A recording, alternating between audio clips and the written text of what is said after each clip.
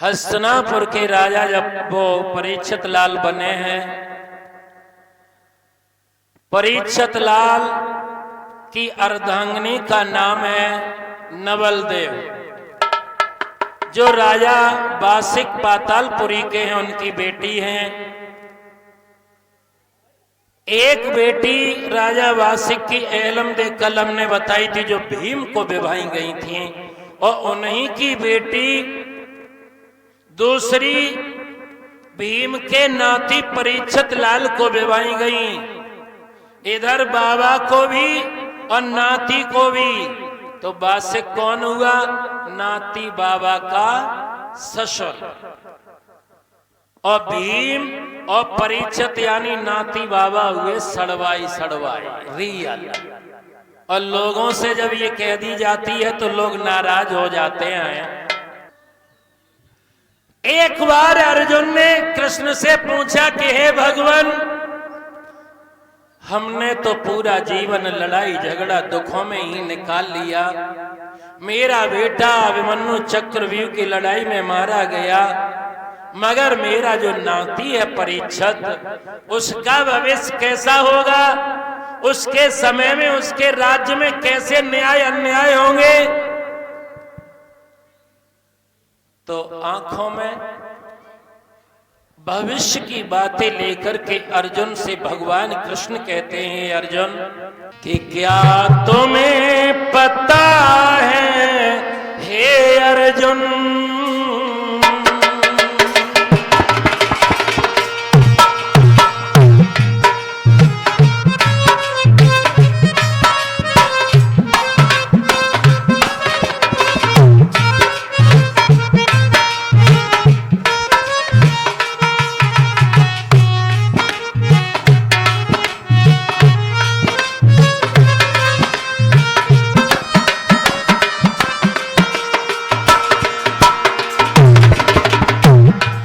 सुंदर, क्या तुम्हें पता है हे अर्जुन, ये द्वापर जाने वाला है, अन्याय और पापों से भरा अब कलयुग आने वाला है। क्या तुम्हें पता है?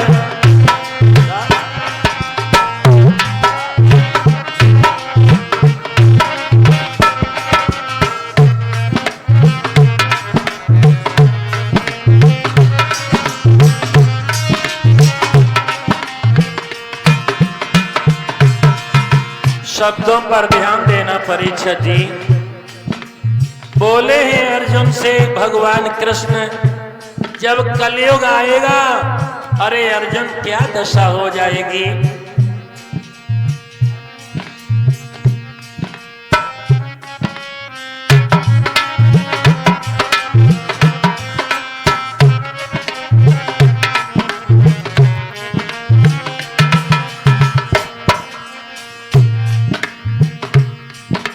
पुत्र पिता की बात सुने, भैया मारेगा भैया को,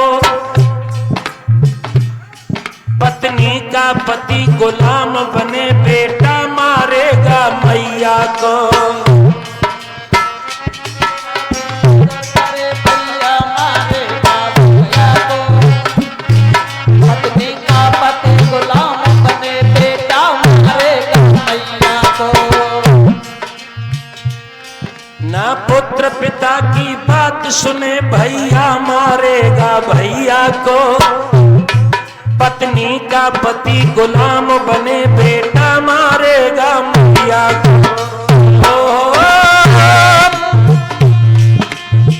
बोले भाले भक्तों पर अब मातम छाने वाला है, अन्याय और पापों से भरा अब कलयुग आने वाला है।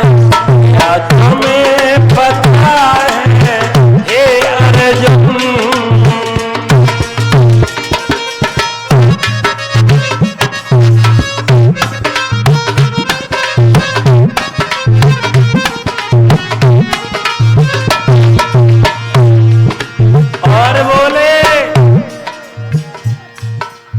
ज्ञानी की कोई कदर नहीं, अज्ञान बिकेगा कलयुग में। इंसान बिका था सतयुग में, भगवान बिकेगा कलयुग में। आजकल जितने ज्ञानी लोग हैं, कथावाचक या जो भी जैसे हैं संत या शिक्षक, उनकी कदर नहीं है। और जो व्यास मंचों से बहुत अमर्यादित कार्य कर रहे हैं, खूब मंचों पर नाच रहे हैं, ऐसे ऐसे गीत गाए जा रहे हैं जो बिल्कुल किसी भी पुराण के नहीं हैं, और उन्हें लोग शास्त्री समझ रहे हैं। वो ज्ञानी की कोई कदर नहीं, बिकेगा कलयुग में। इंसान बिका था सतयुग में, भगवान बिकेगा कलयुग में। आज भगवान बिक रहे हैं, लाइन बड़ी बड़ी लगी है, कतार में खड़े रहो। और परीक्षा जी वीआईपी दर्शन करने हो तो 10,000 की टिकट कटाओ, पीछे गेट से आएगा।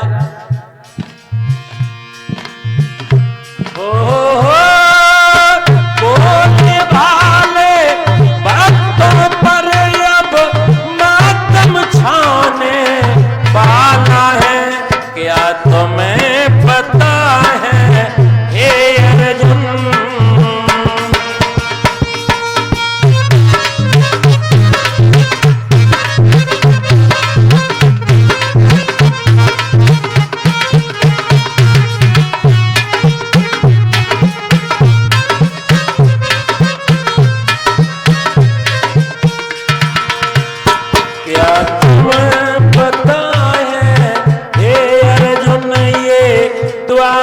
जाने वाला है, अन्याय और पापों से भरा अब कलयुग आने वाला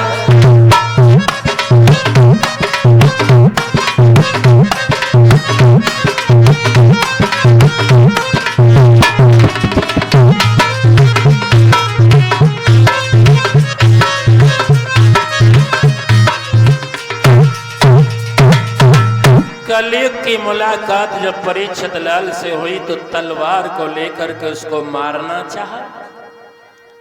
जब मारना चाहा तो कलयुग कहने लगा, महाराजन तुम ये समझ रहे होगे हमारे अंदर अवगुण ही अवगुण है। नहीं, मेरे अंदर गुण भी हैं। राजा परीक्षित कहने लगे, क्यों रे, तेरे अंदर गुण? तेरे अंदर? हाँ मेरे। हमें तो गुड़ लग नहीं रहे हैं। इधर आए, अच्छा, कलयुग ये हाथ में लाठी लिए हुए इस बेचारी गाय को, इस बैल को क्यों सता रहा है? अरे सता थोड़ रहे तो हमारा टेलर हुआ आगे को। मेरे हाथ में ये तलवार है। तो ये सोच रहा होगा कि पांडव चले गए तो पांडवों के अंश वंश भी समाप्त हो गए, मैं तुझे मार दूंगा। हाँ, एकदम से कहने लगा, राजन मारो नहीं, जरा बुद्धि का प्रयोग करो। हम तुम्हें एक बात पूछना चाह रहे हैं, उसका हमें जवाब दीजिए। और दोनों हाथ जोड़ करके कलयुग बोला है, राजन कि राजन दुनिया अरे ये कसी नहीं, और दाने के अंदर घुन भी है।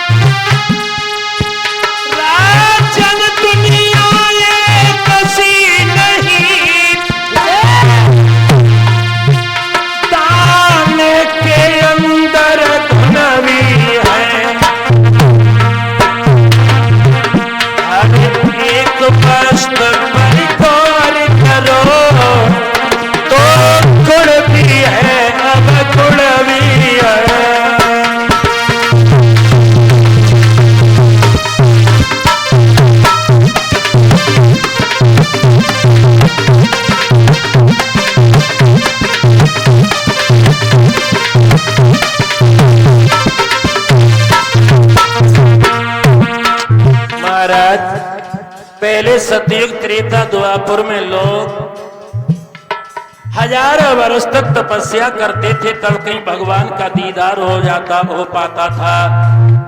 लेकिन मेरे जमाने में ऐसी कोई व्यवस्था नहीं है। सारे दिन गृहस्थी का काम करो, बस सुबह शाम भगवान को ध्यान रख ले, इससे ही बेड़ा पार हो जाएगा।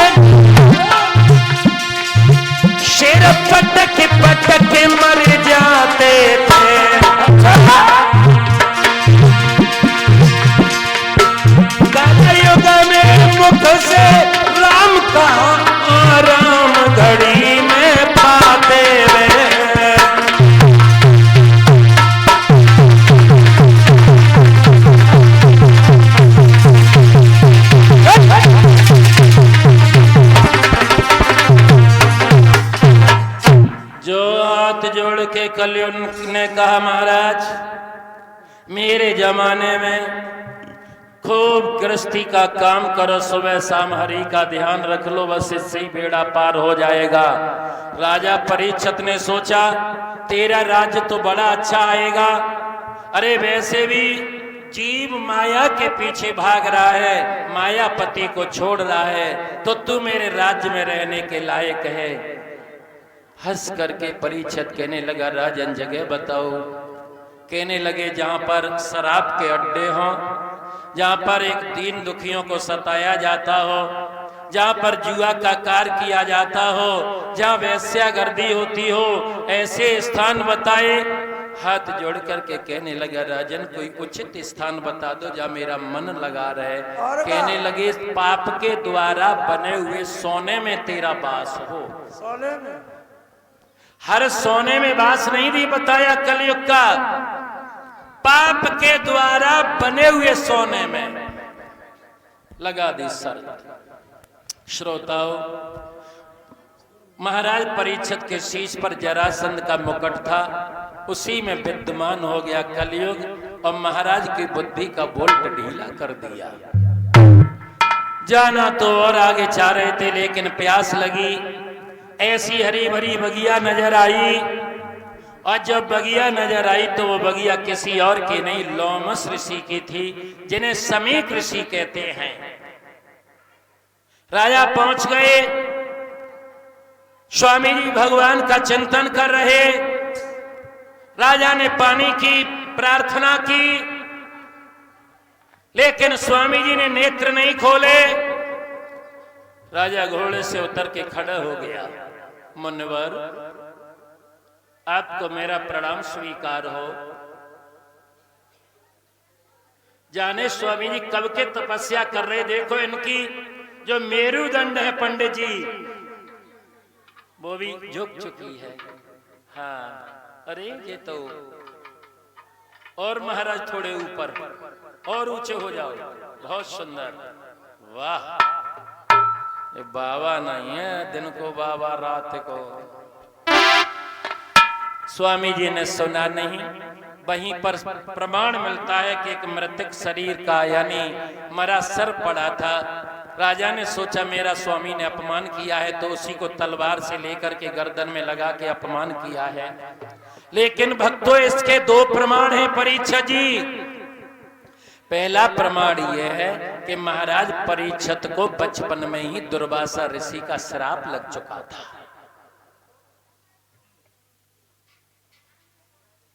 श्राप इसलिए लग गया था कि संतों की सभा थी हस्तिनापुर में, और महाराज परीक्षित उस समय 2 हाथ की रस्सी को लकड़ी से लेकर के उटकाते हुए चले आ रहे थे। जब ये चले आ रहे थे तो श्रोताओं, स्वामी दुर्वासा के ऊपर इन्होंने वो रस्सी को ऐसे करके उछाल दिया और बाबा से बोले, "ए बाबा सर्प!" दुर्वासा ने उसी समय श्राप दे दिया, तूने मुझे नकली रस्सी से भयभीत किया है, जा तुझे जीवन में असली रस्सी का भय व्यापेगा। श्रोताओं, पहली बात।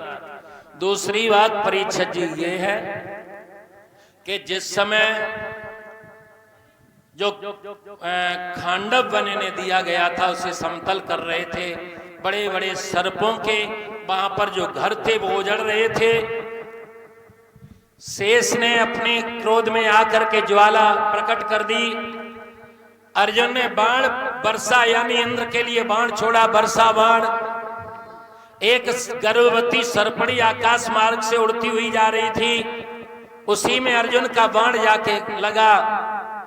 वो सर्पणी तो मर गई, लेकिन वो बच्चा यानी गर्भ छीण हो गया। उस बच्चे का नाम पड़ा अश्वसेन, जो पहले कक्षा 8 और 9 शायद 9-10 की किताबों में आता था। अर्जुन और कर्ण का संवाद।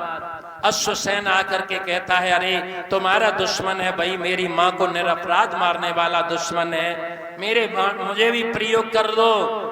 कर्ण कहने लगा, रणभूमि में क्षत्रिय किसी का सहयोग नहीं लेते हैं, वहां दाल नहीं गली। उसने चक्रव्यूह की रचना में भी प्रयत्न किया, लेकिन वहां भी उनकी चाल नहीं चल पाई। उसी ने आकर के अर्जुन के यानी नाती पर चाल चली। श्रोताओं, दगा किसी का सगा नहीं होता है, वो बदला जरूर लेता है, किसी भी रूप में ले। और संतों की वाणी बताती है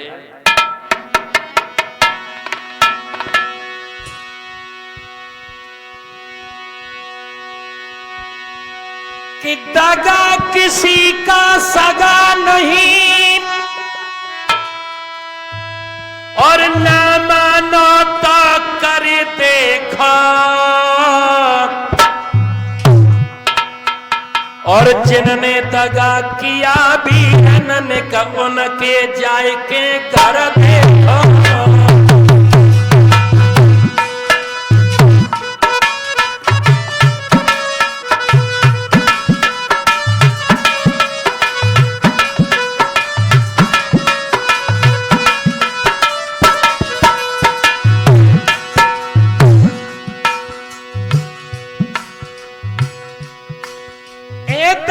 किसी का सगा नहीं, और ना मानो तो कर देखो।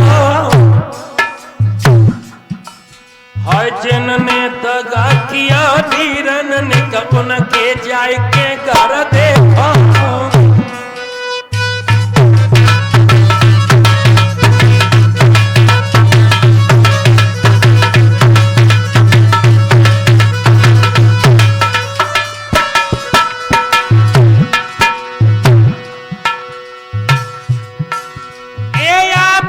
की पंचायत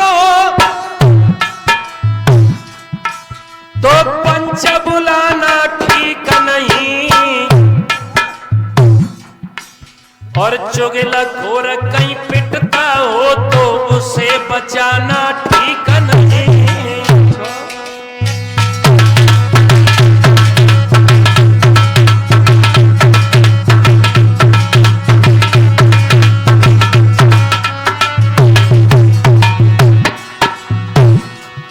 परीक्षा जी, भाइयों भाइयों का बंटवारा हो, गांव वालों को नहीं बुलाना चाहिए। गांव वाले ऐसे बंटवारा कर देंगे, कभी भाई भाई से बोल ही नहीं पाए। अब पंकज जी, अगर पति पत्नी का झगड़ा हो तो उसमें तो बिल्कुल किसी की नो एंट्री, न भैया से कछु चुगला कहे, भाभी से कछु कहे, कबू नहीं बनन दी है।